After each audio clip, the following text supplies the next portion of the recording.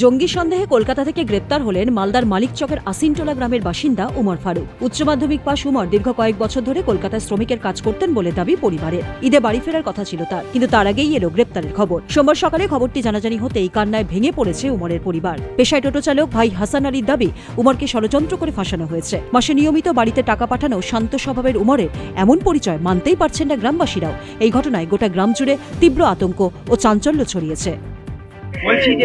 বলছি যে আপনার স্বামীকে যে পুলিশ ধরেছে, কিভাবে জানলেন আপনি এবং কখন জানলেন?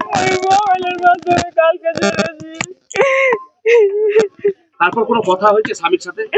না, কোনো কথা হয়নি। কেন ধরলো, কি শুনেছে? শুনেছি নাকি আতঙ্কবাদী কেস দিয়েছে, আমি জানি না কেন ধরেছে না ধরেছে। আপনার সঙ্গে তো থাকতেন, আপনার বাড়িতে আসতেন, আপনার সঙ্গে কোনো গল্প করেছে? সোনাক্ষী, মশলা কোথায়?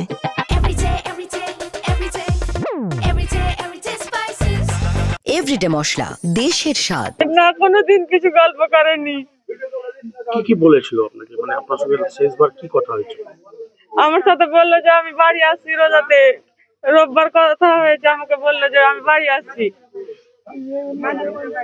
স্বভাবে কোনো পরিবর্তন দেখেছেন? না, আমি কিছু পরিবর্তন দেখিনি। বাড়ি যখন আসতো তখন ফোনে কার সাথে কথা বলতো কিছু জানেন? না, আমি জানি না। ফোনে কথা বলতো?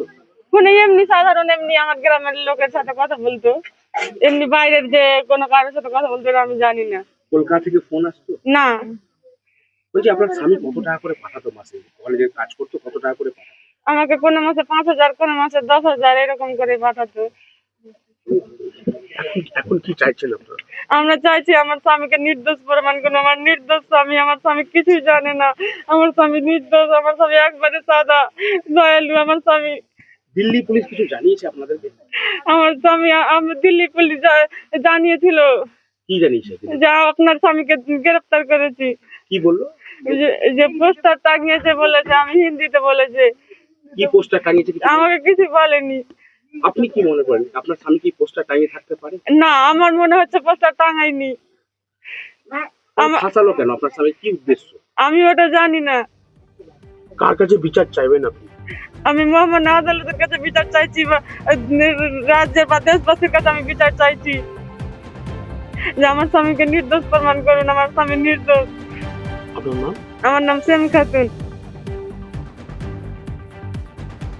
মালদা থেকে অরিন্দম বাগের রিপোর্ট, উত্তরবঙ্গ সংবাদ।